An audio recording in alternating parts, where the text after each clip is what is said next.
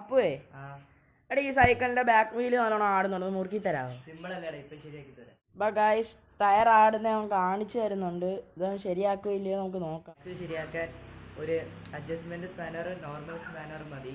ഇത് വെച്ച് സൈക്കിള് ശരിയാക്കാം. നമ്മുടെ വീല് ശരിയാക്കുന്നതിന് ആദ്യമേ നമ്മൾ നമ്മുടെ വീല് മുറുക്കിയേക്കുന്ന നട്ടൊന്ന് ലൂസ് ചെയ്ത് കൊടുക്കണം. ലൂസ് ചെയ്താൽ മതി. അതിനുശേഷം അഡ്ജസ്റ്റ്മെൻറ്റ് സ്പാനർ എടുത്തതിന് ഇതിൻ്റെ ഇടയിലൊരു നട്ടുണ്ട്.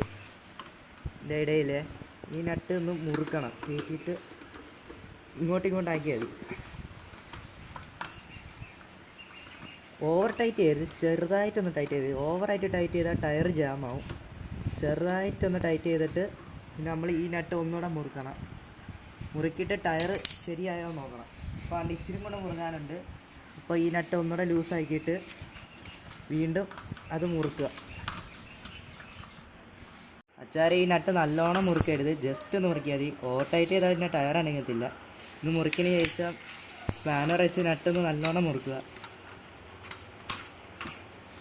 ഇനി ടയർ നമുക്ക് ശരിയായോ ഇല്ലയോ നോക്കാം.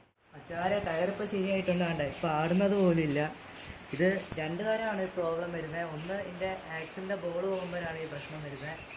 ഇപ്പം നട്ടൊന്ന് ലൂസായതേ ഉള്ളൂ, അതാണ് ഈ പ്രശ്നം. ഇപ്പോൾ ശരിയായിട്ടുണ്ട്. അടുത്ത വീഡിയോ കാണാം.